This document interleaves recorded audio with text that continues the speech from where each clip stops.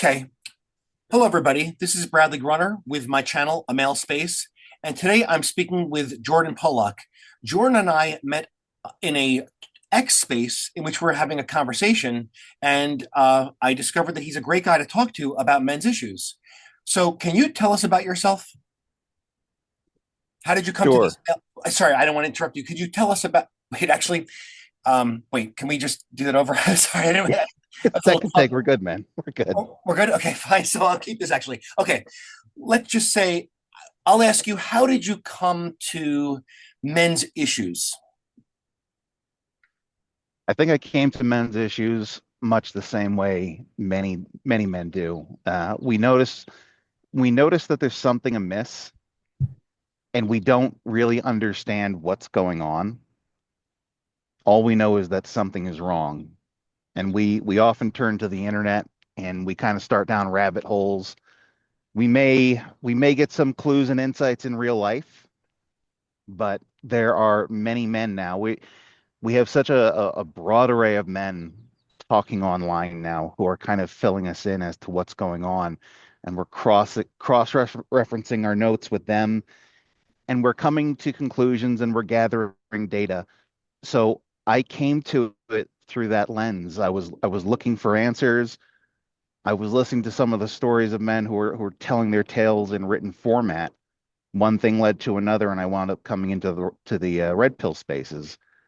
And from there, it kind of illuminated the situation more broadly. From then on, I started doing a little bit of my own homework. Right. Now, you and I have spoken about the red pill space and the shortcoming of the red pill space at this point. See, to me, the red pill point one, the first red pill sphere were was consisted of people that I remember. Perhaps it's not appropriate to title them red pill, but I thought they were red pill at least. I thought of people like Paul Elam, Stardust, who is now thinking ape, people of that sort. And then when I think of red pill 2.0, I think of more of the space of what you and I have been discussing now, the space of Richard Cooper and Rollo Tomasi, and who else is there? There's Claudio Nuclear, and those sorts of people. These, let's say, the hustle maxers, the Yes. people who are into, let's say, professional dating, so to speak, the quote self improvement people. When did you start seeing that? You've just told me that you came to the red pill space. When did you start seeing that there were shortcomings in what I would refer to red pill 2.0? I think you know what I mean by red pill 2.0.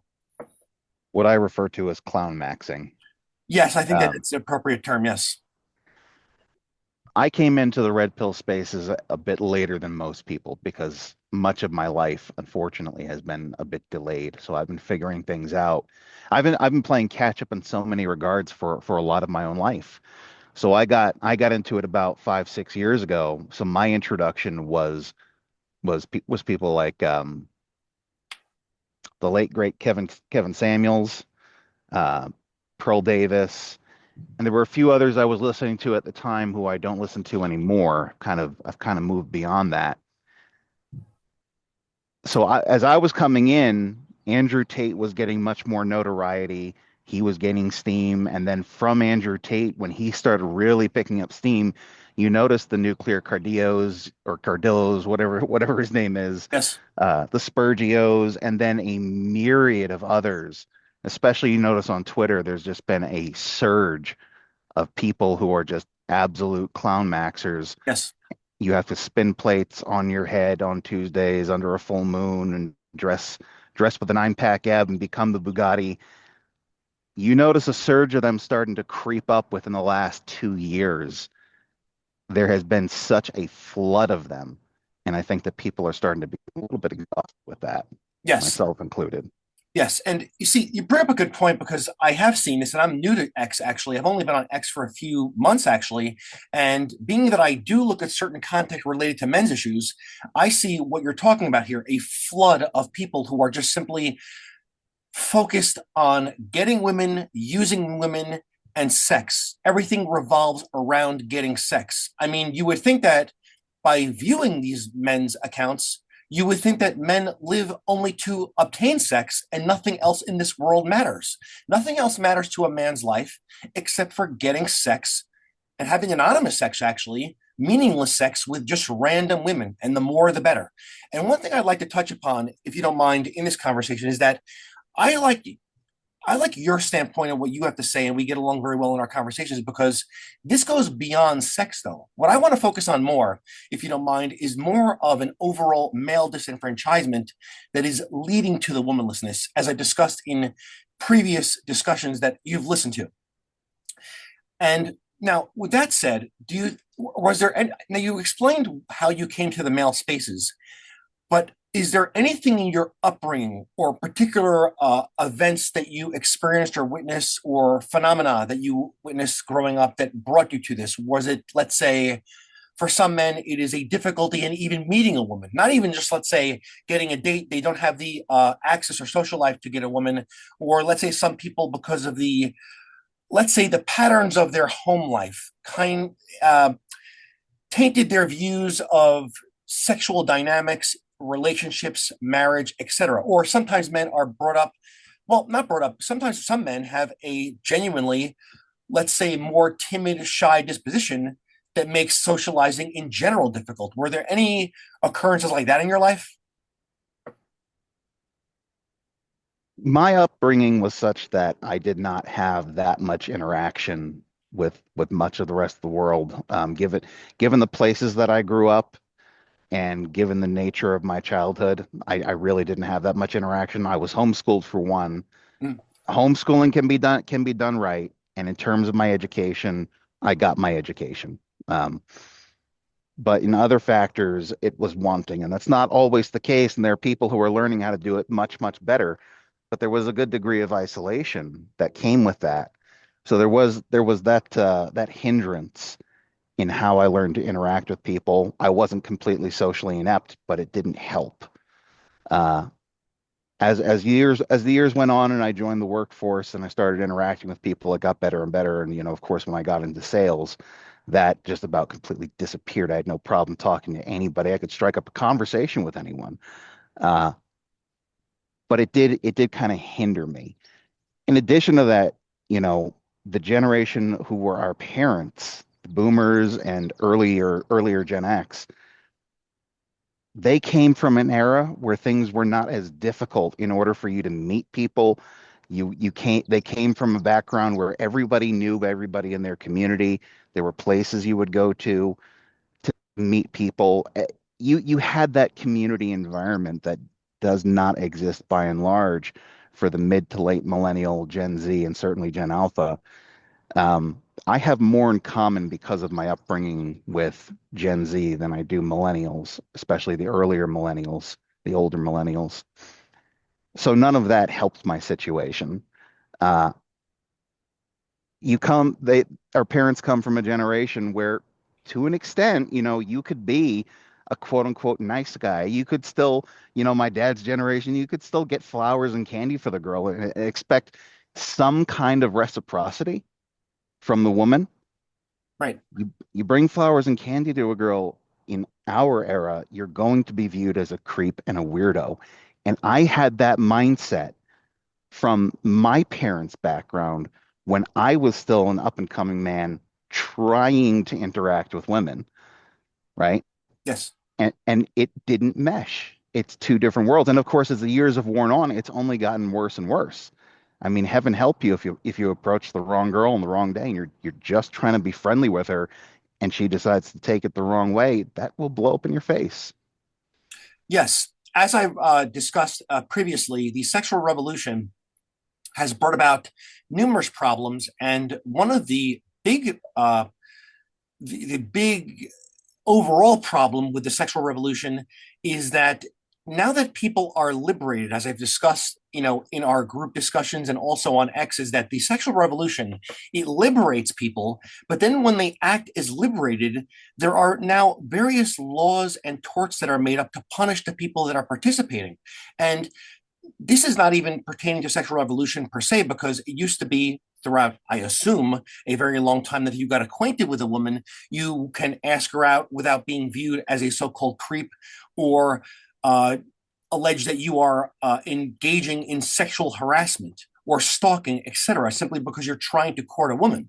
And as you can see, I don't want to go into too many different turns in this conversation. I'd like to stay on point with our outline here. Is that have you noticed that, for example, what I'm saying is that it allows people to be liberated, but then when they're liberated, they are punished. For example, even beyond asking out a woman, now being that people are free on a college campus, now if two drunk young people indulge, so to speak, now the man can be, let's say, brought before a college tribunal with no due process and get booted out of the college because he did something wrong, sexual misconduct. Meanwhile, it was two people that were consenting to be with each other. Or let's say things took their turn because they were both drunk and one was a woman and one was a male together. You see what I'm saying by that, right? There's a presumption of guilt on the male. You are not presumed innocent. You are presumed guilty. Yes. Two people in a drunk environment. Look, I mean, neither one of you should have been getting drunk and having sex. Regardless, the woman will be viewed as the innocent party. Yes. The man will be viewed as the guilty party. You have posters. This is from England, I believe. Yes. There. Yeah. Good. Jake and Jill or something like that. They were drunk. They had sex. Jake is now presumed guilty. I wish I had the poster to bring up. Never mind the fact that we have not even questioned Jill's intent and what it Right. was she was thinking. Right. I'm not sure if this is true, but I've heard it through some of these spaces that even in England, there is a problem if you stare at a woman too long. Now, I understand that staring is not advisable or, a good manner per se, but to have such punishments for men acting maybe a little a little undesirable, but nothing criminal per se that we thought of. I mean, if someone stares at someone, it's unpleasant, but I never heard before this occurrence in England, if it is actually happening, that some man is going to have legal sanctions on him if he stares too much or talks to a woman in public that he does not know. So yes, I think we're on the same page with this. And now that you said this, that do you just to go back to what you're saying, to not veer off in too many different directions, I'd like to keep on the course of what you were saying pertaining to your upbringing. Do you think that because like you're saying, that we're coming from different worlds here? I mean, I'm Gen X. I had a boomer dad, a boomer mother too, obviously, and we're coming from different worlds here. And there also is a fatherless crisis, and we can get into that either in this conversation or a later conversation as being the consequence, a serious consequence of the sexual revolution and the divorce industry. Do you think that because I think it's a combination because there are a lot of complaints that boomer dads were, let's say, physically and or emotionally not present in their children's lives, especially sons. And secondly, do you think that because of this sort of apathy towards their children, being too busy with work, and the fatherlessness, do you think that certain life skills are not getting transmitted to young men? And that's even if they, on top of what you're saying, yes, I do. I think it is getting, I think that is translating into how young men are operating. But on top of that, these fathers they didn't even have the tool set to offer. They didn't even know they needed the tool set to offer their sons and their daughters to operate in the context of the modern world and what it Right, became. right, So they and I'm not taking any accountability away from them for how the world has become. I want to be clear. Boomers especially, silent generation, and going back even before that, well before that, they're the ones who set us up on the trajectory that we're on. But yes, now that we've arrived where we're at, they had no idea where things were really going, and they didn't have the tool set to offer to the men of my generation and of later generations, Gen Z and Gen Alpha. They had no idea what things were going to actually look like, that they were going to look like what they've become. How do you prepare for that? My mom and dad's advice, insofar as I received any as it pertained to women, was just be nice, just be yourself. right. You see, I can relate to that because, as I told you before, my dad, I've even said in previous podcasts, and I do not say this for sympathy. I say it because I'm trying to address men's issues and I have a genuine concern for my fellow men in the current day and age. Uh, I did not have a dad for all practical purposes. My dad was negligent and severely mentally ill, and he passed away about in 2017. Mhm. So I never had one discussion with my dad about anything.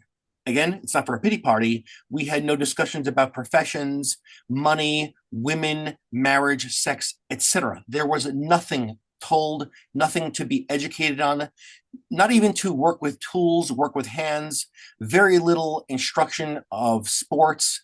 And that presented a problem for me and my brother. I don't want to go too far into me. I'm interviewing you, but I do believe that there is a problem here, considering that now we have a quarter of households without men around, and the compounded problem, like you said, of even if they are around, some of them are in matriarchal households. And also, the government is, let's say, literally owning the children. It is not the father running the household. And I think this goes in with what you're saying, and you could see the repetition because this is something that I'm concerned about also. Is that mean that even if I didn't have children, I do have a daughter and a son, I still would be concerned about the family unit generally because the family unit has been degenerated. Is that I'll repeat it again. I'll probably continue repeating it. Is that when I grew up in the latchkey kid era, things that people were doing would, let's say, 100 years ago, result in the fathers of these children taking violent action towards what was done to their children, specifically their very, very young minor daughters, to allow people to do whatever the hell they want in the latchkey kid eras. And when I say whatever the hell they want, I'm not going to give details here, but you can imagine what I'm trying to say here. That when the father is removed from authority from the household, how can you steer the kids in the right direction? How can you protect your family? I think that's another factor also. Do you have an opinion on that also? Is that now we have families in which fathers, husbands have, let's say, responsibility, but they do not have authority, which I think lends to a sort of listlessness and apathy in the men, in the fathers and husbands. Do you have anything to say on that? What you're talking about is once upon a time, if you had a man who tried to sleep around with numerous women, Yes. the men in the community would put an end to that very, very quickly, violently if necessary. Yes. Um, Women complain about men who all they want is sex and all they want to do is sleep around and move Yes. on from one woman to the next. Well, I have news for those women. There was a period of history where Mhm. such men would have been put down by and large, and even if they could have operated in that fashion, they would have had to have been very secretive about it and generally speaking, powerful enough to get away with it. Now it is an average man. It is a man who appears exceptional today who can get away with it, and they often do. And women, like you're talking about, you once you have that sexual liberty, once you have liberties in general to the degree that we seem to have them now, you can operate any which way you want. And women are choosing to throw themselves after such men. Those men wouldn't have had the opportunity to exist under a more patriarchal authority. Your fathers would have protected you against your worst instincts and against the worst men of the community. Such men would not have gotten away with things that they get away with so frivolously now. Correct. And I'm glad you mentioned this because, as you could see, I was in a discussion yesterday in which someone mentioned the concept of someone that you and I have spoken to mentioned that if there should be shame for hypergamy, and I said there should be no shame for hypergamy in itself. Hypergamy is not bad in itself. It becomes a problem when it is malignant, when it is narcissistic, when it is antisocial, when it results in divorce with no fault of the husband, because the woman thinks there's something better out there because her husband, so called, got, quote, boring. This is a very big problem. And then what I liked about talking about you, about men's issues, which usually circles around to mating and dating, and I want to address how this is always coming back to women, is that you and I discuss this more from a pro social a concern about society as a whole. We're not just thinking with the genitalia here or our hedonistic instincts, or not even hedonistic. We're just not always thinking about these things in the concept of intercourse. I mean, we're talking about the sexual process here and dynamics, but you and I have a more nuanced take on how sex shapes society. So the reason why these men back in the day could not go around screwing a bunch of young women is because, first of all, that ruins social order and it creates huge resentment and even violence amongst men. As Dr. Daniel Linnaeus said that uh, female promiscuity and male violence are Siamese twins. And even the rapper Tupac Shakur said, and I'm not going to use the word that he said, I'll use the word brothers or men. He said that when, well, he didn't use the word women, he didn't use the word women, but I use the word something. I'll just translate it in more friendly terms. He said that when women get aroused, so to speak, he used another word also for that. When women get aroused, men die, right? We know what he meant by that. He meant that in this sort of jungle-like, primitive atmosphere, that it creates huge resentment and envy and competition amongst men. And you could even see that in the discussion I'm talking to you about, which I showed you, is that anytime that you, well, not anytime, let's say for me, maybe even with you, that you and I, men like us who try to address this problem of sexual revolution and hedonism that is pretty much wrecking our society, we are called, let's say they will use a disparaging term of incel, even for men who have women, such as myself and a family, or they will look at us as, you know, why would we have that? Why would we have restrictions on men who want to go around and do this and be promiscuous? They would look at the person saying this as not sexual, not attractive. What's your problem? Are you a prude? What are you afraid? What are you insecure? You can't compete. What you can't find a woman. Instead of thinking about how this shapes society, they go right back to whether you're attractive or not. Do you see? You know what I'm talking about? They see this. There's this disconnect.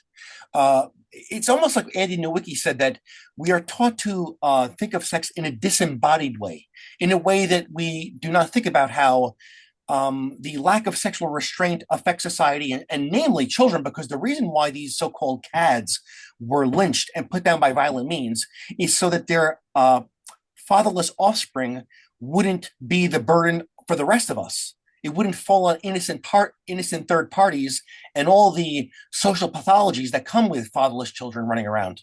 That's the reason why they did it, not because they were insecure. Do you have anything to say to that? No, I absolutely agree. And you look at the rise of single mother households. I Yes. think it's 21% of mothers at this point in time are single mothers. Yes. When you do not, and let's not kid ourselves, because even Speaker Mike Johnson said Medicare and Medicaid is not for young men sitting on their couch playing video games. It's for single mothers. So Yes. you're telling me that instead of having a properly ordered family structure where the man is providing for the family, that now the state, in effect, my tax dollars has to go to these women? This impacts society broadly. Yes, it does. And like I've been saying, and I want to hit this home, and I think this bears repeating over and over and over until society gets a workaround, is that this fatherless crisis causes serious social pathologies that even reach the white lower middle class in my day of the latchkey kid era. You think of gangs, you think of drugs, you think of truancy. People think that that's reserved only for so-called ghettos.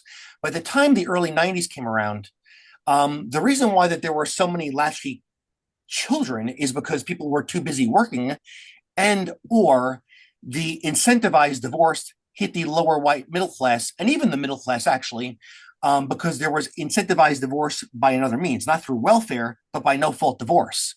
And this causes many problems.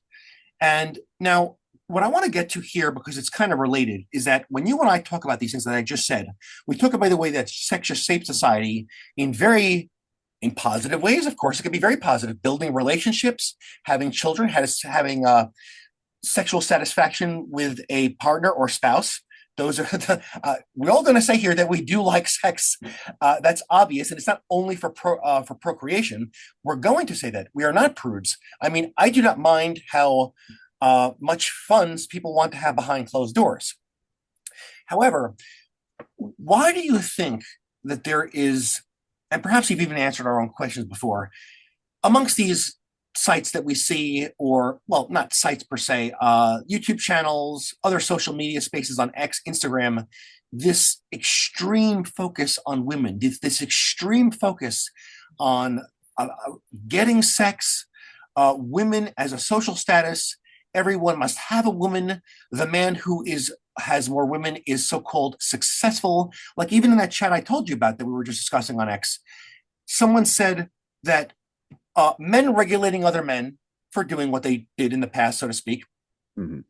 Um, that's like having a tribe pointing rifles at you because of your success. No, they didn't point. They didn't point the shotguns at them because they were jealous of their success. They pointed the shotguns at them because they wanted to maintain social order. And we are seeing now many social disorders from having a deregulated hedonistic environment. But why do you think that there is all this focus on sex? And is it just because we're living in a gynocracy, or because people are not getting married earlier, that there is more effort on seeking a mate, let alone building a family with a mate? Do you have any input on that, if I put it correctly? Popular immiseration. A whole lot of people are unhappy. We are not designed to be alone.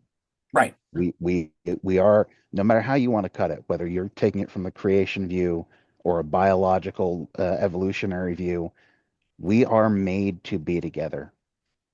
Women are no women are no more happy about the situation, although they refuse or cannot acknowledge what is wrong with the situation, and men are unhappy with the situation as well, and rightfully both, rightfully so on both Yes. sides. There is a great deal of misery, and everybody is searching for an answer to a primal, natural ache in their heart to fix something that is wrong. Yes. That is part of why there is such a hyper focus on this, right? We're Mhm. only dealing with things at the base level at this point in time. We're not looking at things at the broad impact that it has on civilizations Yes. over centuries.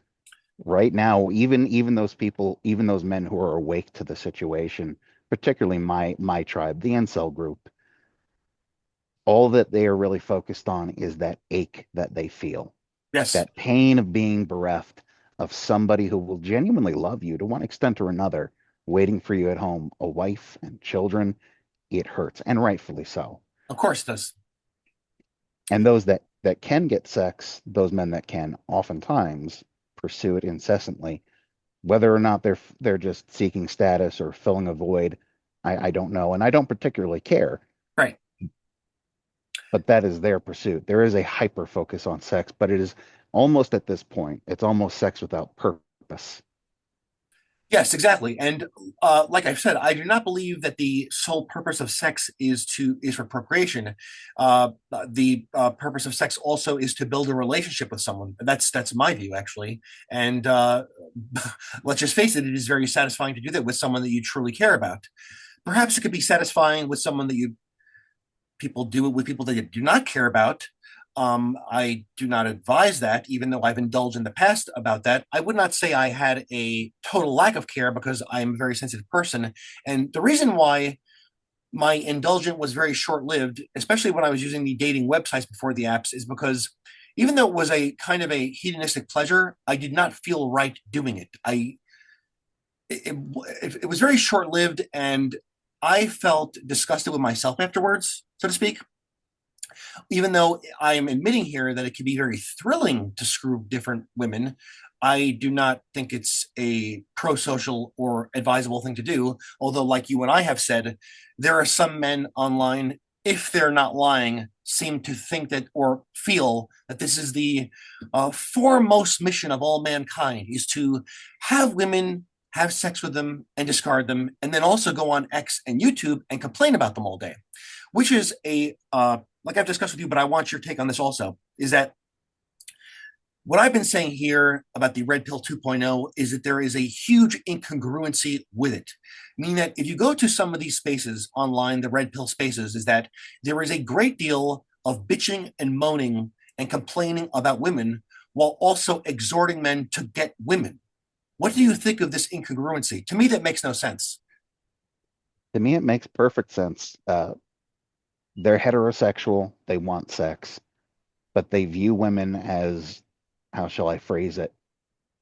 Mentally incapable, let's call it that, mentally incapable, uh, spiritually lacking, having no real agency and no real value beyond what you can get from them in the moment. That's the only purpose they serve. And then they will go out and they'll take the worst examples of women. And again, most modern women operate under the zeitgeist of our age to one extent or another, but they'll take the women as examples, the worst of them, and they'll say, this is what they are. They're to be used and then lost. Hmm. That is their primary function. Do you think it's incongruent that some of these men have children, even daughters, and they continue to say that? I think that you know who I'm referring to. If they continue to say that while having daughters, or even wives, um, I don't. That's incongruent to me. Perhaps it is for the nice paychecks they're getting from their grift in doing this, and let's say doubling down on the malignant hypergamy, driving it home, saying that women, constantly repeating and repeating and repeating that women are hypergamous, and then telling young men to satisfy this malignant hypergamy, meaning that women want this, you must become this. When, as you probably know, that women have always been hypergamous and there's nothing necessarily wrong with it, but serious societies curb the hypergamy. They curbed it through dowries, through family involvement, through enforcement of not letting any scumbag come near your family. So that's my take on it. And do you think now another space that I would like to get your opinion on, because I do want to agree with you also. Actually, there's a cluster of questions I have now that are coming to my mind after what you said, and particularly dealing with the pain of being lonely, this aching for a woman in one's life, not just for sex, but to be a partner, to have a relationship with someone, to build bonds with other people. Marriage is not simply, to me, as you know, to me, I have I don't like using the word traditional because then the tradcon, the tradcon meme comes to mind, or the tradcon theme, so to speak, and I am no tradcon. But I would say that I have the more traditional pro-social view of marriage, the non-romantic model in which the marriage is not only two people coming together to form a family, it is the bonding of two families all together. Your resources, whether they be emotional, in-laws, grandparents chipping in for the child raising, all sorts of great events that, for example, Father's Day just passed. There was Mother's Day. We're going to have July 4th soon. All the whole holiday season, all of these things that form the bonds between people. And eventually, if you get enough of these unions, you get entire communities. Now, I can see why someone would feel devastated by not being a part of that. That is totally a realistic thing. And now, with that said, do you think that the let's say that there is a marriage strike and there is also the MGTOW movement? Now, I don't like making fun of other men. I don't like, let's say, want to disparage other men for, the so-called copes per se. But do you think that even some of the MGTOW space is more like men not necessarily going their own way, but they're just trying to cope in some way? I don't like to use the word cope disparagingly.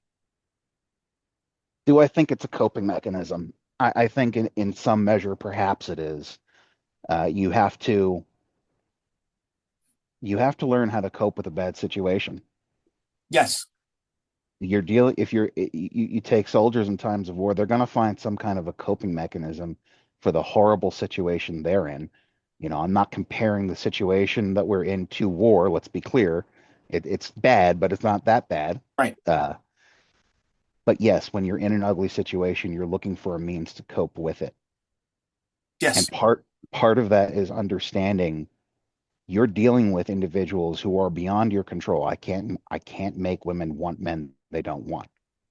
exactly. So I have to understand that, number one. Number two, we also have to understand that many of these women, because of the direction they've gone in their thinking and the danger that they represent to us, we have to understand that even if we could get these women, it wouldn't necessarily be in our best interest. So you have a blend of people within the MGTOW incel environment who can't get women in the first place, but even those that can are like, I don't want this. I don't want to deal with the modern woman. Right. I can understand that that no one wants to deal with someone of the opposite sex who has these kind of behaviors, especially what we're discussing here, a female antisocial behavior, which has been revved up. The malignant hypergamy, the narcissism, and the solipsism. I don't blame, or just not people in general who want to have a serious relationship, let alone a marriage. So I can see that, well, if you're going to get someone who's not behaving properly, it can lead to a lot of heartache and serious trouble as well. I mean, if you get a wrong person in your life, whether it's man or woman, they can they can send your life into upheaval. So Absolutely. yeah, so that is a very big problem. Actually, we're facing a hugely systemic problem, and now I want to address right here. And actually, this was next time. We're going. Well, excuse me. We're going in different directions, but we're generally following the outline of notes that we have prepared for ourselves. And now, it used to be that self improvement. Let's say, well, I'm a Gen Xer. That it was Gen X, that kind of theme, or let's say the '80s to the early aughts of self improvement, like the Brian Tracy's, the Tony Robbins, Zig Ziglars, so to speak. I think that these men were kind of snake oily, but they did probably have some element of kind of an actual benevolence too. Like I don't think that Tony Robbins is necessarily a bad guy per se. Maybe he is a little, little phony or just unrealistic with what people can do. And that was the flavor of the self-helpers, so to speak, back in the day, my time. But the Red Pill 2.0 flavor of self-improvement has become one of humiliation, berating, and insulting of the viewers. Do you see that? It is very prevalent. And it isn't the goal of these men to help all men, as far as they're concerned, as discardable as the common woman is, the average man is equally trash and to be disparaged. They could be wiped out. These men would not care. As long as they get to remain on top. To be absolutely clear, that is, as far as I can tell, that is their view. I'll cut them absolutely no slack on that. There is only so much that the average man is going to be able to do to improve himself. And yes, they are constantly berating. They're grifters, many of them. They want to take as much money from the average man as they can. And if they can elevate, a couple of them up to their status to hold up as trophies and say, look, it works. What's your problem? They're happy to take your money and they could not care less whether or not it has a positive impact on society. Yes, because I noticed that amongst many of these accounts, these red pill self helpers or the men that are obsessed with seduction, obsessed with so called dating, and you've probably seen the X accounts where the men are constantly talking about dating, constantly talking about picking up women, approaching women, etc. There is kind of a sinister flavor amongst these men. In as much as they complain about women, not as much, but to a significant degree, are complaining about other men. They're constantly bashing other men. Now, do you think that this is a reflection of everyday life? Because to me, the internet is real life. Some people will say the internet is not real life. How could it not be real life? There are people, there are human beings with thoughts on the internet. And in many cases, they're expressing what they truly feel because of the anonymity and that nothing is going to happen to them. That is actually, so if we take that, we can take that there are millions of people in our country who might not act outwardly on these thoughts and ideas, but it is what they think. You know what I'm trying to say? So that concerns me. I mean, maybe I'm being an alarmist, maybe I'm being a little too concerned. Do you think that there are that many sinister men out there? Do you think that there is a total lack of, let's say, male solidarity? Are these men numerous enough, these sinister people on these accounts? The internet represents the most extreme ends of human thought. It's the people who are most prone to speaking. Um, it's the outer fringes, we'll say, of the zeitgeist that is most willing to vocalize itself. That's what we're seeing online. So yes, it is real life, and I feel the same way that you do on the matter. These matters would have been discussed in pubs once upon a time Yes. in special elite social clubs or so on and so forth. Now online is the venue. Now online is where we meet. Um, as far as sinister men go, are we talking about the red pill bro harder bros? Yes, the ones who are misandric themselves, the men who hate other men and hate women, yet at the same time prize women. Those that crowd. I think that there are enough of them to take note of. I don't think there are that many of them. Right. Um, I think I don't mind naming him. You can blame this on me. The Andrew Tate types. Yeah, you I, could I name don't yes. I don't think there are that many men that think like that in the Western context, at least. That's the only context to which I can really speak. Uh, I don't think there are that many men who really have this hatred of women and this much hatred for their fellow man. I don't think they represent a large segment of the population. I think most of us are just too busy working and living our lives to. Yes. Yes.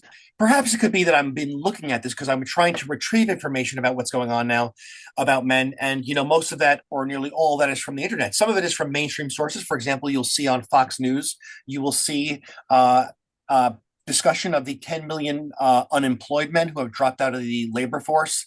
Or let's say Scott Galloway, Jordan Peterson, they too are discussing men's issues as well.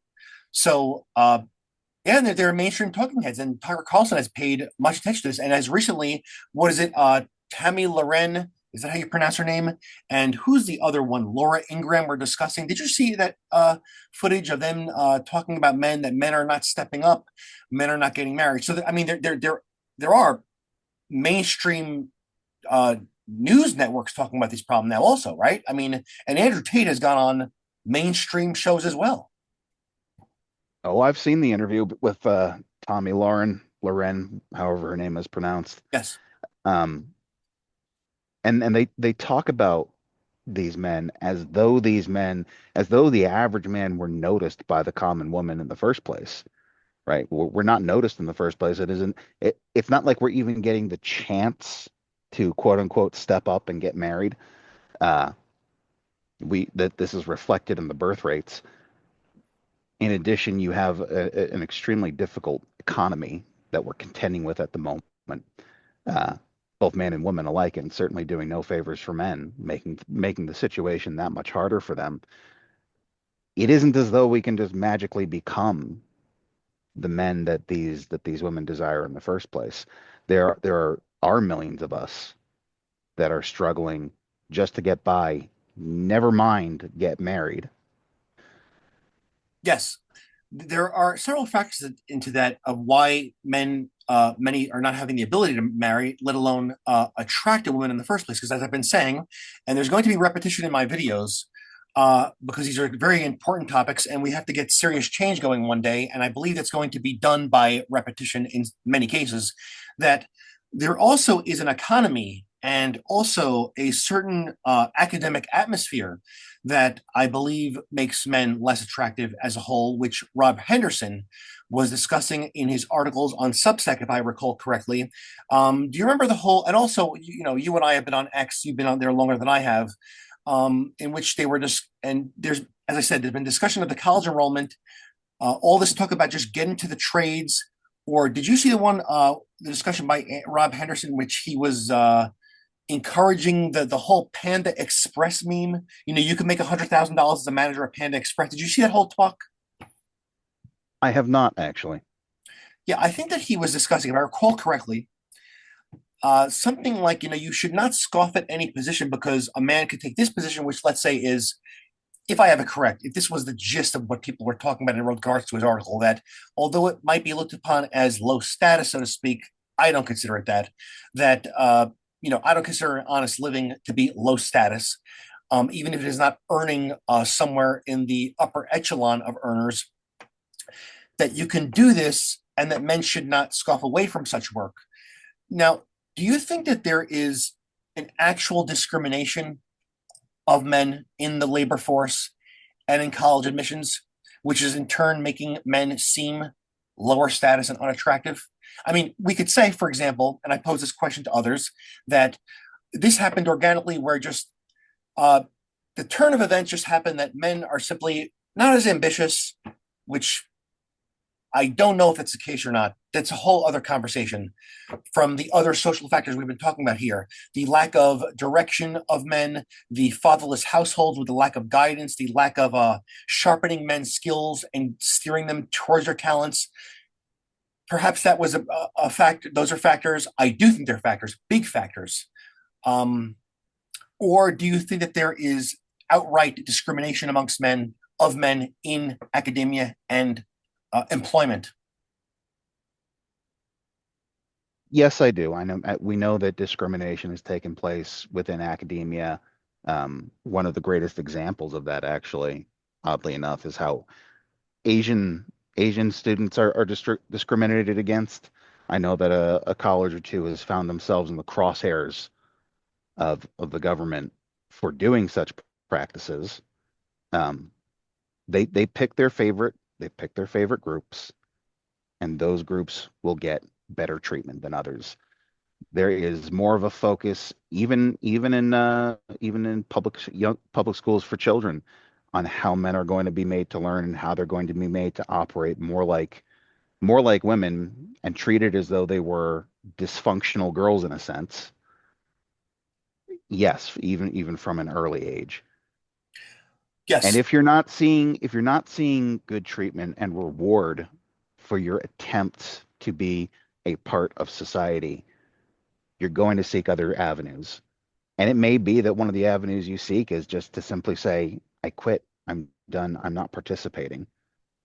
There's the constant from every angle, um, whether it's the news, whether it's TV and movies, the portrayal of the bumbling husband, the idiot father, Homer Simpson. From every angle, men are portrayed as stupid and dysfunctional. There's going to reach a point where, as a man, you're going to say, if I'm not going to get rewarded for anything I'm doing, I'm either going to pick an avenue that you may not like, that may become hyper aggressive or whatever else, or I'm just not going to participate at all.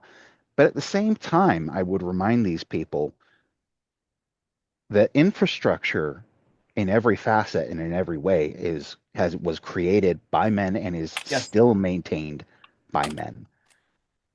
So we are still participating in some of the most significant ways. yes. Because one thing that bothers me, and I was discussing this in my last video with someone, Lamprey Milt of MGTOW chats. I'm going to publish that video as well soon in the next few couple of weeks. Is that what I don't like is also this repetition among some of these talking heads, and it pertains to what you're saying.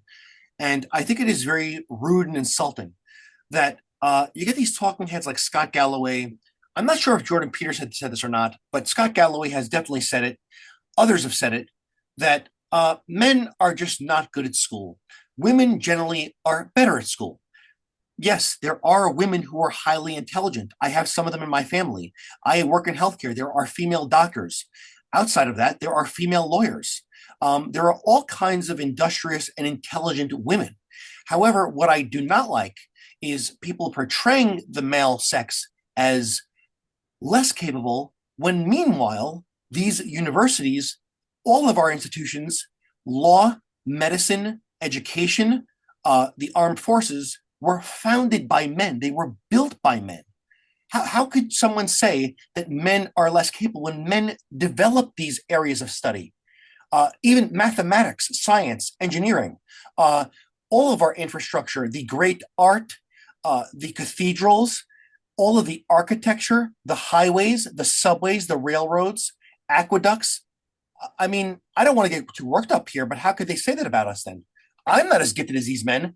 What takes civilization forward is only a relatively small amount of men that have, everybody else is along for the ride. I'm along from the ride. You know what I'm saying? These were, we had giants of men that created our civilizations. And then to tell us that we're sort of like the middling sex is offensive.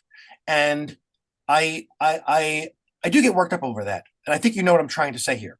That it is, have you seen that kind of I know exactly what you're getting at. yeah, It is, as I've said before, we have a select number of visionaries throughout history, Yeah. and under their vision, the millions of common men came together and built the world Yes. under their vision. And now Yes. we continue to maintain the world.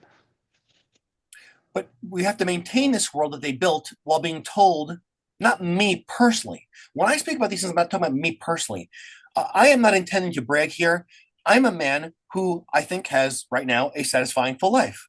But I did not always, though. As I said in the previous video with my discussion with Dr. Helen Smith yesterday, one of the reasons why I am here is because I had challenges of my own. Now, was I physically abused? Was I beat up? Did I go through torture? No. But however, I did grow up fatherless, and I did grow up with crippling depression and suicidal ideation, amongst other hangups I had.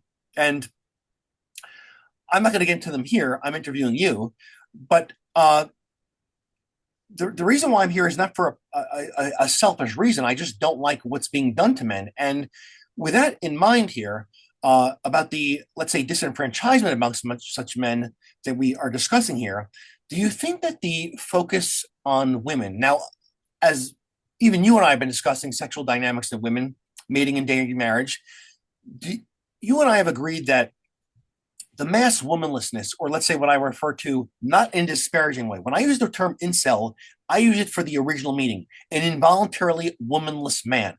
I do not apply terrorist towards it. I do not apply public menace, although in every cohort, there are people who are dysfunctional and are dangerous.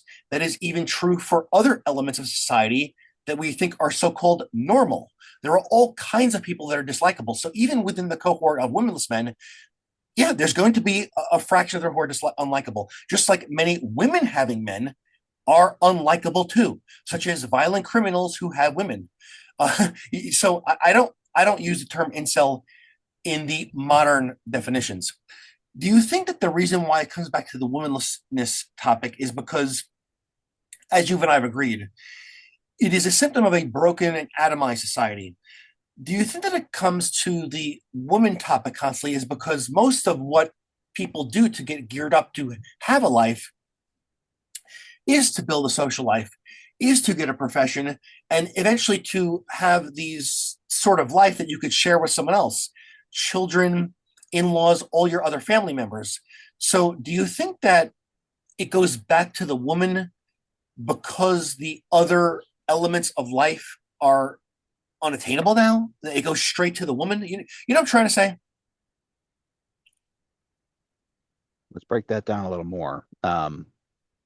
You're saying that because it is difficult to obtain everything else that a man would try to get, that because it's so difficult to get everything else we try to get, we gear toward women. Well, it's more like a map, more like, you're a little kid, you go through childhood, then you build your life, you go into a trade or profession, you meet people, you have a social life, perhaps some people have religion, all else that they do, hobbies, interests, etc. Um, they do that. First of all, they do it because they want to have a satisfying life personally. But much of it is to eventually form a family for many people. So I think that, it's kind of like being that there's this whole section of life that is hard to obtain, it goes right back to I'm just not we're just not good at getting women. Meaning these men are just not getting good at getting women. The symptom is the womanlessness, but the problem is that it's harder to build a life in general for many men these days. So the talk always goes back to the women because I don't want to say that everything we do is for women, but much of what we do, whether it's a female or a male, is to eventually find a mate and form a family and a life with each other. Do you see what I'm saying by that? Then I'm having a hard time explaining it actually.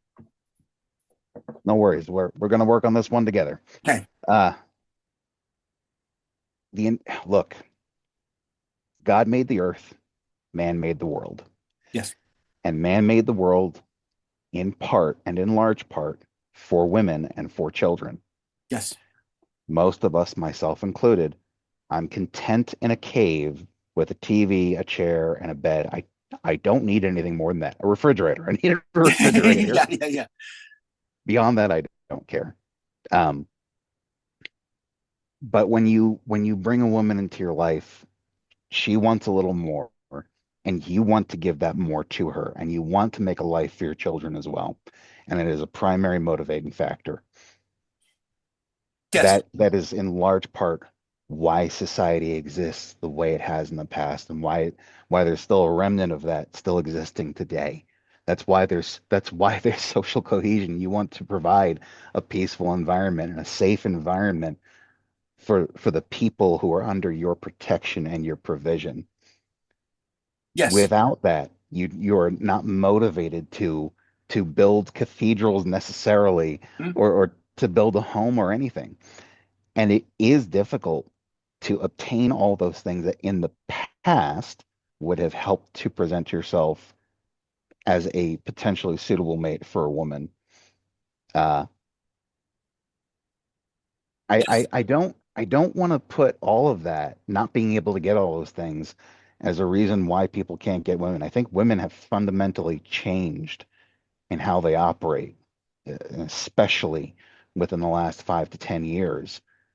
I think that even if these men could get better paying jobs and get a home and all that, I don't know that it would really shift things that much more in their favor. I think it would help a little bit. Um, and anything that helps at all, I encourage. Right. Because as I was talking to Dr. Helen Smith yesterday as well, is that I'm not sure if this is the case also, but I believe that this is probably not happening for definitely not all women, obviously.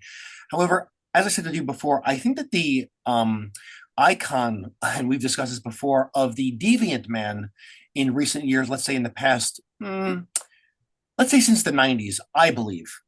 The icon or avatar of the deviant man, the criminal man, the scam artist, the gangbanger, the drug lord. I think that this sort of image, that sort of class of men, has become more popular since the 90s. And my view of this is because when provision is no longer necessary for men, then, well, what else left is there that women like? It is thrills, it is fun. Do you think that this kind of attraction has magnified uh, in the thrill seeking of women, considering that the provision is no longer necessary? I mean, you're telling me here that even if the men could get the condo or house, the good job, the 401k, all the provisioning that could provide for a woman and children, that it would not make a difference because it simply would not be, let's just put it, fun enough. It would not be dramatic enough. Let me put it this way. I spend far too much time than is healthy for any person to spend in the red pill. Yes. Uh, a few days ago, I was listening to yet another woman air her thoughts, and she was talking about a date she'd gone on with a doctor. And she asked him, "So what are you aspiring for?" And it's like, what do you mean? I I've I have become, I'm a doctor. This is it. This is the end. And she's like, "Well, I just need a man who's always reaching for more." Like, Yeah. what do you mean more? I am the more. I have attained. Yes. It is not enough. The common woman is, generally speaking, to one degree or another, she is seeking out thrills. I reference this a lot. Felons have 30% more children than non-felons. I'm just saying, I'm not saying that if you're an ex-felon, if you're an ex-convict, that you can't reform and become a good man. We see examples of it happening all the time. But what I am saying is there's a higher propensity for these men to not be good men. And yet they still get attention. Men, look, men have it is the purview of men to create and destroy worlds. It is the purview of women to harness that energy in one direction or another. And Yes. if they are rewarding poor behavior, then more poor behavior is going to manifest. We are not islands. Exactly. We are a deeply interconnected system. We are more than just flesh and blood. There is so much more to us. And what we do and what we reward and what we punish and what we exalt and what we denigrate has an impact on society broadly. You look at there was an interview that somebody had done with a man named Andrei Korokov, and he talks about the women of the Soviet Union. He had lived there as a child, and he grew up in that. And at one point, women they aspired to be prostitutes. It was social status almost to be a prostitute, and the men aspired to be gangsters. The next generation of women, many of the prostitutes wound up dying out. The next generation of women said, "We're not tolerating this anymore. We want family life. We want children. We want you to provide an environment for that. You're not going to be gangsters anymore." And some of the gangsters were formed. The next generation of men didn't aspire to be gangsters. Like, I'm not saying Russia's some kind of a paradise, but there has been some measure of social improvement compared to where they were. And women help to incentivize that. Yes. You see, because it's very interesting, because I think that, I don't remember the exact quote, but I remember the quote from Malcolm X said that if you want to see the state of a society, just look at the attire of the women, especially the young women. And I actually wholeheartedly agree with what he said. Now, whenever someone like me, I mean, maybe not all the time, but I'm saying something congruent with what I said before, is that when someone does speak like that, I think they would give a pass to Malcolm X. Even the biggest tough guys would give a pass to Malcolm X. But however, when an ordinary man says, "Yeah, I agree with that statement," whether it was said by Malcolm X or not, they will eventually think that you're an incel, that you're a prude, that you must get no women. So basically, towards many of these men, the kind of men that we've been talking about, anytime that a man like you and I talk serious, there must be something defective amongst us. We must be so unattractive. We are rigid. We are tight. We cannot so called compete, even if one of us or some of us have women or have had women plural. And then we realize the situation of how sex shapes a society. Um, uh, well, perhaps, do you have any input on that? Why do they keep going back to you must be flawed if you want society to be intact? If you talk about pro-social things like, let's say, a family, why do they immediately give this low blow that you can't compete? I mean, I'm not necessarily a prude per se. I do not care. I personally do not care if there are nude beaches. I don't care if there are scantily clad women in a nightclub. I mean, those are contained venues for a certain purpose. Uh, do you is that just simply from the obsession with sex, meaning that everything is so gynocentric and women oriented that the man who wants to, let's say, have some regulation in society, well, he must be a loser because he's not focused on getting sex? Well, 2 points. I am a prude and I do mind those things. I see. I understand. I mean, no, I would But want. for I, the second point, yeah. when you're living in the land of the insane, Yes. if you have sanity, you will look like you're insane. We are living in an insane time, a self-destructive time, a civilizationally destructive time. And if you're the one who's trying to keep madmen from burning down the house, you're the problem. Incel is merely a pejorative at this point. You had a woman post on X, "We could be dating incels and we wouldn't even know it." It's not because she's talking about sexless men. She's talking about men she doesn't like. Right. It's just a pejorative, and that's why they use the term. You're defective because you're going against the things that we want. Yes. And also, it's funny you mentioned that because I've actually seen women on social media say that they were dating an incel. Well, if you're with a man, he's not an incel. He has a woman. How could you date an incel? It makes no sense.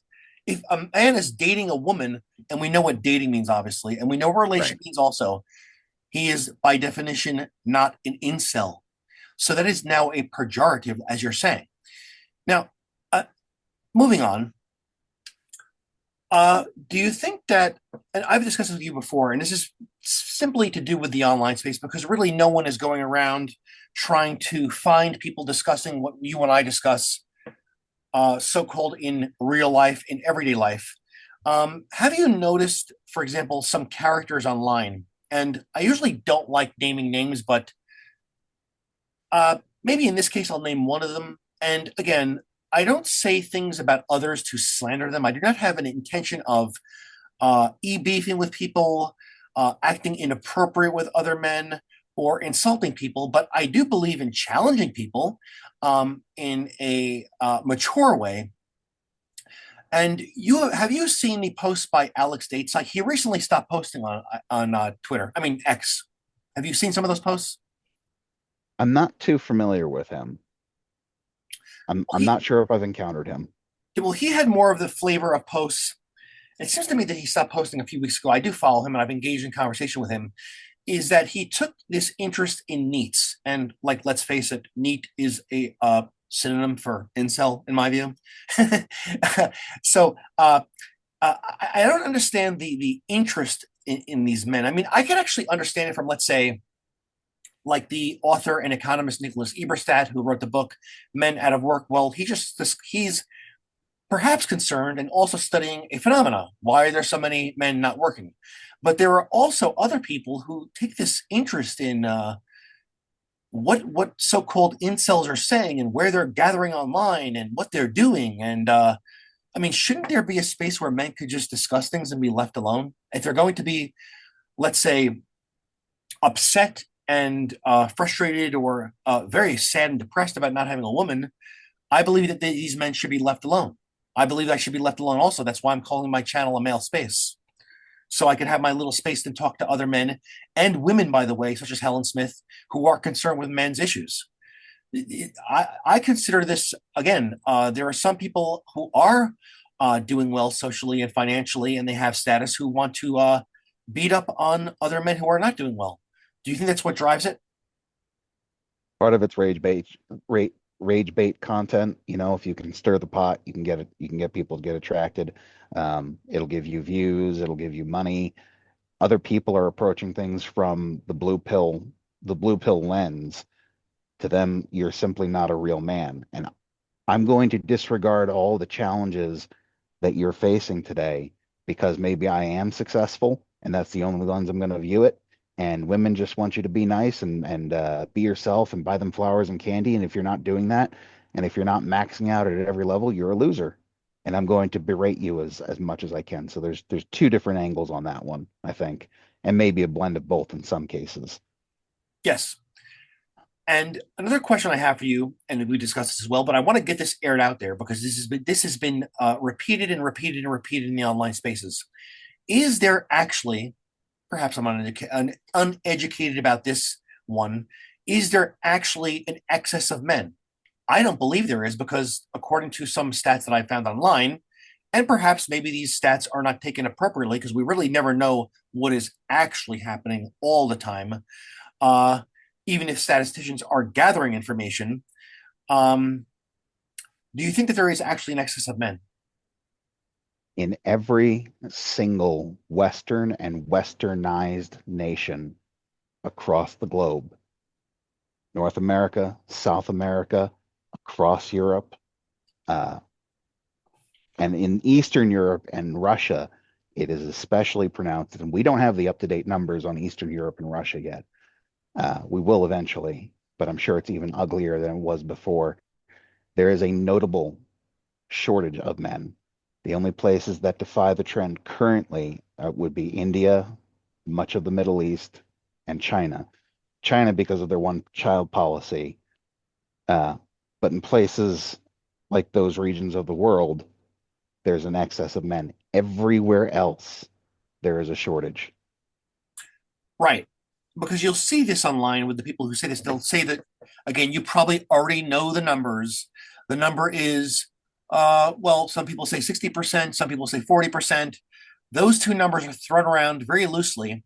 I don't even know if I should even believe them. And perhaps I'm being ignorant myself because I have not looked into the numbers. Perhaps I should look into everything I talk about. But those are the numbers that people mention. If we're going to say that so called 40% of men died in war, they died of disease, they died of famines, 40% of men could not reproduce. I don't know if they're saying that because they're saying that these men were low status or unattractive. But then again, it's like, why mention that? Meaning that if they're dying in war, then they were out of the mating and dating or courtship and marriage space altogether. What is the point of saying this? And as you and I have said, that even in some pagan societies, particularly Germanic societies, some of them, that there was monogamy. Correct. And so these talks of, the bottom men, they never reproduced, or, polygamy is the natural way to do things. And we've always been polygamous and we're naturally polygamous. I think that is also something else that, again, could be dramatic here because, I am very concerned about men. And when people go up against men and try to belittle men, I take offense to that. Uh, is this another way of just telling men, hey, you know what? You don't deserve a woman. This is the way it's always been, and shove it. Society does not have a say in your well being when you and I know that people did used to have a concern about who people mated with. It wasn't just two lovebirds. It was not a guy approaching a stranger woman. It was not about game or seduction or PUA. Society did have rituals, did have sorts of mechanisms for young people to meet up. So how am I going to accept that? Well, 40% of you, you're not owed. Oh, that's the big one. You're not owed a woman. Well, no one reasonable thinks that everyone is owed a woman. Uh, I don't want to speak for you, but you're a reasonable guy. We're not saying that every single man is owed a woman, or that we could possibly have literally every man with a woman. I don't think that's possible. But the people who were concerned about the welfare of their children and the societies and the next generations did do things so that people could pair up with each other. Do you have anything to say on this? I think that it is yet another means of belittling men by throwing that statistic around. They don't really detail why it is that only certain men got to breed, but Yes, they are right. happy to throw that statistic around. It's like, well, you're just a worthless, disposable man. There's too many men as it is.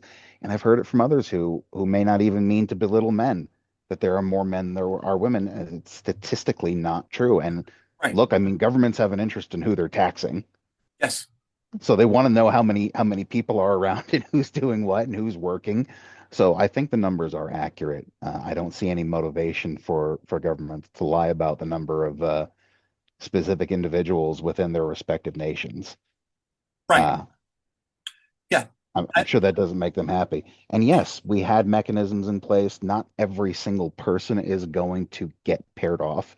This is not what I'm aspiring to. What we are aspiring to is to bring it back to some realm of normalcy where you are realistically able to expect that if you put in your best effort, you have a decent shot of meeting somebody and marrying somebody.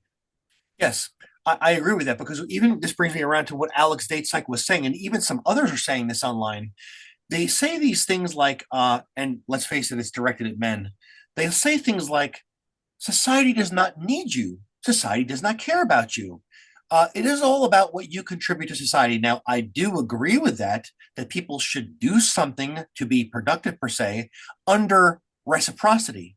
I'm not going to, I wouldn't want to live the life of a NEET, but if there's a man who is not going to get anything out of what he does, um, why should you put your best effort forward? If a man is going to be stripped of employment, or is going to be underemployed, or let's say discriminated against in college campus, or ridiculed for trying to court a woman, then the then the learned helplessness is understandable, I believe. So I do get very rattled about that. And what I want to ask, possibly for a final question, unless something comes up in my mind as we're discussing this, is that, well, actually, it's two things to wrap this up. And perhaps you and I can speak again if we have other ideas that come to our minds that we want to address concerning men. Is that the first one I'll go through with here is that, do you think that we simply have too much freedom? And that is a topic that has come up in some of the spaces on X that I've been in. Some people want this sort of loose, freewheeling libertarian society, which pretty much is what we have now, actually. Uh, or some people are very intimidated by the very word authoritarianism, or even the word authority now, meaning that there should just be millions of human beings running around with no social guardrails, no social norms, no reciprocity, and do whatever the heck they feel like so long as it feels good. And that if it affects you or others, well, put it this way: the people who are for that libertine life, they do know it affects others because they're not that dumb. Uh, I do not think that people. I would like to have, let's say, a limited government, but I'm not for these libertarian pipe dreams. But it seems to me that with these sort of freedoms that we have now, if we could call them even freedom, that we have not done well with this. We have experimented with the freedom, and everybody, I don't want to curse here, not everybody, maybe many, effed it up. You know, you had your chance. This is what it was: sexual revolution, social revolution, no guardrails. Anybody could act, unless it's deemed criminal. You could do whatever the heck you want, and it's resulted. It has very poor and nation-wrecking results. So, do we have to come somewhere in the middle? I mean, I don't want a tyrant. I don't want a boss man in charge, such as the ones that we see in third world countries. But do you think that we've gone too far and it's become too loose? Like you said, we've seen the results of where quote unquote freedom has gotten us. Uh, we've we've tried the social experiment, and I ask the question I would ask to any viewer is, are you really happy with it? Is this Yeah, what you wanted? yeah. If our look at if our founding fathers could come back from the grave, they would look at what society has become, many of them, Ben Franklin may be excluded. Uh, Many of them would grab their muskets and they'd start killing us. yeah, yeah, yeah. Because I don't think that anybody who settled the more advanced civilizations throughout history, or of the Anglosphere, uh, America, Europe, etc., I don't think that any of them, when they were talking about freedom and liberty, that they were thinking that what we would of what we have today. Would any of them think that? You and I know that the answer is no. And now that leads me to definitely the final question, because we're um, at that time. Uh, See, I have mentioned Dr. Stephen Basketball many times in these conversations, so much to the point where someone made a little dig at me. I thought it was funny, actually, that I kept on repeating his name, but I do repeat some people's names. I repeat people who had a very profound impact on me and who educated me on many of these uh, subtopics and overall topics we're discussing. And those are Dr. Danielle Linnaeus, Roger Devlin, and Stephen Baskerville. So people are going to hear me, and they have heard me repeat their names. So Dr. Stephen Baskerville, and I know that you're familiar with his name because there's another man that we talk to in some of these spaces has mentioned him and linked to some of his content on X, is that he believes the only way to get out of this mess of social and sexual revolution is through law. Meaning, for example, I said before, well, I don't really mind the some type of a contained environments, not necessarily for hedonism. I do not necessarily think a nude beach is a place for hedonism per se, or let's say a woman is, let's say, a little more scantily clad in a nightclub. But I do believe that, for example, an obscenity laws, not obscenity laws, are appropriate, such as other measures and other laws that would be implemented or reversed and that made the sexual revolution possible. Because we can sit here, and even some of the red pillars and all these other channels like the whatever podcast and other podcasts where they get these women on and they berate the women and try to shame them. Nothing can be changed unless law is changed, such as obscenity laws, such as reversing no fault divorce, such as ridiculous things, such as even having minor children having access at the ages of 12 and 13 to birth control. We're talking about 12 and 13, access or production of pornography. You see, I am in agreement with him, meaning that if you want to, let's say, curb promiscuity, and I don't really believe that, I believe that, this is another topic, the female promiscuity is different than male promiscuity. It takes a different form, but I'll call it promiscuity for the time being. Promiscuity amongst anybody, basically. Besides social norms and regulation through shame, uh, it does take law. For example, if you want to, let's say, reverse the effect of the pill, well, you make the pill much harder to access.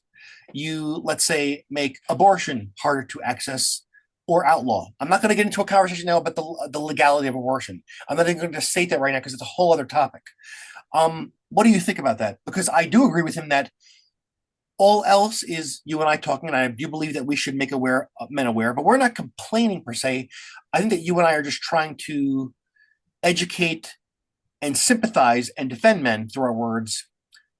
I think that the rest of it is just complaining. There's so much complaining that people could do. You could have a gazillion episodes of the whatever podcast, or you could get Andrew Wilson berating people. That will not mean anything. Maybe one day there'll be an effect that people want to change laws from all this talk. But to me, again, I'm being a little repetitive here. It's from the law. What do you think? I do believe that top-down authority is how we're going to begin to change things. It'll start at lower levels with people discussing it, but just having a bunch of whatever podcasts fundamentally will not shift society in the right direction. Look, what we're facing right now has been incessant propaganda from the top down for decades. This is how we have changed the thoughts of the generations that have morphed into what we have today. It has been constant propaganda. You're going to need that propaganda element from the top coming from a rightward direction to the masses, influencing them. You will have to take heavy-handed approach toward curbing our worst instincts. So no more pornography. You want a divorce? Fine. Prove they cheated. Prove your spouse cheated. Yes. Yeah. And if you cheated and it's proven, guess what? You get nothing. Yes. Exactly. Yes. Exactly. Go ahead. I don't want to interrupt you because I have something to say. Go ahead if you have to. Curbing abortion. Women like to say, well, if you're going to curb abortion, then men should have to pay child support. They do, but tell you what, I'll agree with you. We'll double down on it. If you can't get abortion and somebody got you pregnant, we will hunt them down, and they will pay. Oh, they will. Yeah. Yes. Because when people say, for example, that and you go back to what you're saying, I don't want to interrupt too much, is that the word shotgun wedding, people don't realize that the word shotgun came from somewhere. so Exactly. so It's those protective fathers. yes, exactly. Because for example, that neither women or men are naturally monogamous, so to speak, to an extent. Um, uh, Even though are of a higher faculty than the other animals, so we do things that are uh, against our own worst instinct, not our better ones, our base worst ones, because we know that if we just keep on feeding these instincts, society takes the wrong turn. So also, what that would do is, let's say, for example, like Dr. Daniel Omnea said, is because women file for divorce uh, in the large majority, and even let's say I think it's 90+% of divorces involving children with a no fault divorce. Uh, because of that, there should be father custody. But I do believe also that if a man wants out of his marriage and there's no fault of the wife either, the person who's leaving with no fault of the other spouse, okay, you want to leave? Technically, there's no fault and you'll get a no fault divorce, but you're leaving with nothing. You're leaving with zilch. No money, no support, no child support, no alimony. Either way, either way. But because it's the women initiating the divorces in nearly all the cases, it would be the de facto father custody. And there is no way to steer society in the right direction unless I believe, for example, even if my own home, that my wife and I are in, we are congruent in what we want out of our family. And she does value the role of me as a father and the roles of fathers generally. And she really does look up to her father. That we do have to establish, as Devlin said, the normal social unit as the father-headed household. That's what I agree with you on. I assume that's what you're implying. Correct. It must look, it must default to the father. We see the results of single mother households writ large across Western civilization and the impact that it has on children. Fathers by default. Look, I mean, if we can just get to the point where it's default 50-50 custody, that would be a massive improvement over what we have. Of Yes. like, you don't get to argue it, you don't get to debate it. You have to prove this guy is a raging drug addict, alcoholic, whatever else monster before we even begin to Exactly. question whether or not he gets 50 custody. He gets 50-50 Right. custody default. Right. But because exactly. I'll go over our time limit here because you're touching upon some things here. Is that these things have to be proven. I mean, these are crimes. If a man abuses a woman physically, and beats her up, that's literally assault. I mean, these things have to be proven, and then people will say, it's hard to prove. Well, generally, I guess this sounds unfair. Like, and perhaps it is hard to prove, but then again, it could be hard to prove a wrongdoing to someone. Just generally speaking, I mean, there are still holes to a justice system. Someone could beat me up, and I could have no proof of it. You know what I'm saying? And then if you go to the authorities and someone beats you up and cause harm to you, if you cannot prove it, then that's a misfortune. You know what I'm saying? But there has to be proof of some wrongdoing for these things to happen. For example, in no fault divorce, a man can have, in the divorce industry and regime, a man can have his life ruined, not only from having, let's say, quote, half his shit taken, he can have his movements monitored, he could be surveilled, he could have his professional and recreational licenses removed from him, he could have his car removed from him, his kids are kidnapped in some cases, and he could also be jailed, and he could be charged for services that he never even wanted to purchase, such as mental health counseling, or a session with a social worker or a lawyer. He didn't sign up for that, but now he's being charged for it. His bank account is raided. His wages are garnished. This is a great injustice.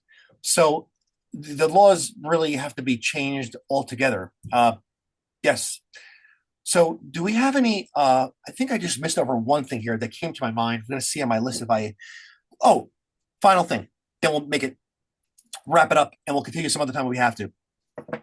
Is that why do you think that I've gotten into discussions with some other men in some online spaces or even offline, is that when it comes to taking harsh measures on things, you said that we could look around this freedom and it served no one well. It certainly did not serve men well. That even when you do mention more hard-headed, harsh measures to correct things, even the men who are losing are intimidated by that.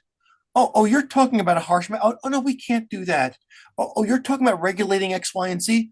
You're talking about stifling the production of pornography. Oh, no, no, we can't. You can't do that. And then when you ask them, why can't we? They'll say, because we can't. You see what I'm getting at? Why are It they? is Go ahead. it is a fear of losing your precious freedoms. Again, this is not, look, we've seen the results. We've seen how it's impacted us. We've seen how it's impacted our children. We've seen how it's impacted civilization. The founding fathers never envisioned this dystopian nightmare hellscape that we're living under. Yes, This is not yes, freedom. This is bondage of a different kind. it And we is. are bound for and to destruction. And if we don't do something, if we don't curb these supposed freedoms, we're going to destroy ourselves. And the question I pose to these people sometimes is this: if you had to pick between my authoritarian nightmare, that you call it a nightmare, or a leftist version of an authoritarian nightmare, because you're going to have some kind of an authoritarian nightmare eventually of Eventually, one yes, breed or another. it is going to. Which would you put? Which would you pick? Yeah. And many of them default to me. Yes, because it's very good that you're pointing up because it is kind of an authoritarianism that is linked to these socio-sexual revolutions. Because, as I said before, even when the freedoms are given, there are tyrants that come in who try to do a different form of regulation, and it takes the form of false allegations, allegations of sexual abuse, allegations of sexual harassment. It comes down in a different way. So if it's not curbed, you're going to get some form of authoritarianism no matter what. I mean, the divorce regime is kind of like a brutal tyranny lording over us. And that has come about as one of the elements of this sort of freedom for people to do whatever the hell they want to do and for people to leave their families and leave their children or even have the children kidnapped. So, like you're saying, again, long winded way here is that of saying it is that yes, either way you're going to get a form of authoritarianism. And I know I keep on stalling here, but this is really the last one. Is that why do you think that you and I, people who really do value family, really do value the we do value women and we love women, in some of the women in our lives. Um, why would someone call apply the word misogynist when we're concerned? I mean, I've never been called it actually. I have not been called it once in my life, but I could see that someone might say that about people who are, let's say, on the more pro-social type kick that we are, because we want some regulation to society. We don't want the society to be one free for all where everybody, both men and women, can do whatever they want. Why would we be called misogynists, even if we have not been called that yet? When we do not hate women, meaning that I believe that you would have to scour, like you would have to scour North America to find even a relatively few men who actually don't like women. I mean, does it even exist in large numbers, men who don't like women, when most of us want to be around women? Why are we called that if we are concerned about children, mothers, our aunts, our grandparents, our daughters? Why are we called that? If you don't like and you don't want to give me the things that I want, it must mean that you hate me. It is a very childish and short-sighted way of looking at things. Most people today are immature children. And of course, I'd be called a misogynist for this. And I have been called uh, less than kind names for my views. Uh, the average woman has that childish, short-sighted thinking. The average modern woman, when you try to curb their worst impulses, it must mean that you hate them. You have children, you've said, Yes. and I don't know how they behaved, when you've tried to guide them away from things that might otherwise hurt them, too much candy, too many Yeah. sweets. I don't know. Do they get upset? Yes, exactly. Or they try to reason their way out of it, or, You or just keep you pressing hate and pressing. Yes. you hate me. Why do you hate me, Yes. Dad? Or yeah, you're never a good dad. You're mean to me. All that. Yes. All because I didn't give them an extra cookie or an extra. I don't know. I didn't go to McDonald's for the second time. In the week. Yes, I've gotten that. Yeah. So if you don't accept my degeneracy, if you don't accept my standards, if you don't accept the things that I want, then it must be because you hate me. Yes. That sums it up. Actually, I didn't really think about it that way, but that is a reasonable explanation of why that term is applied. And that wraps it up. And it was great speaking to you. And if any other ideas come to our minds, I'd like to talk to you again. Absolutely. It was a delight, sir. Yes, thank you very much. So,